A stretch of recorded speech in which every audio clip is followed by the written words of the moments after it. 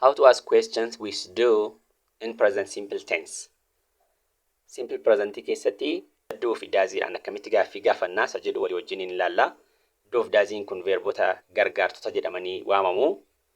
Gargaartota gaafa jennu maal jechuudha?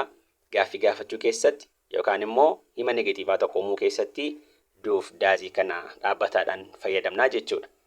The first one is do.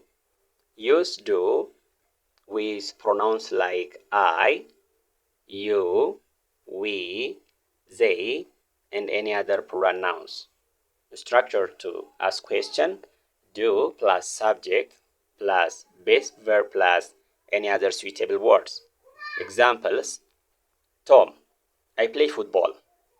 Bob, do you play football?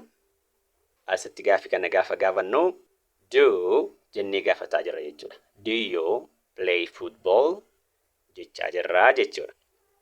The next one, use does with singular pronouns, with third person pronouns like he, she, it, and any other singular nouns. Structure: does plus subject plus base verb plus any other suitable word.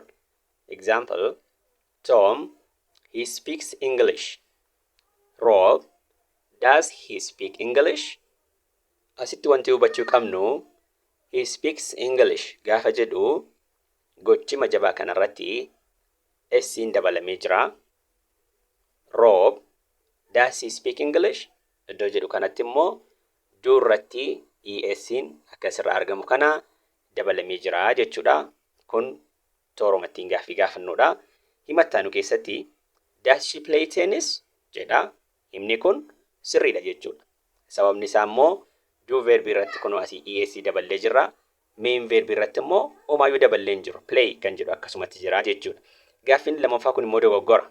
X godhamee jira. Does she play tennis jedha. Does she jennaan s homaayyuu dabaluun hin barbaachisu jechuudha. Thank you for watching. Follow for more videos. Have a nice time.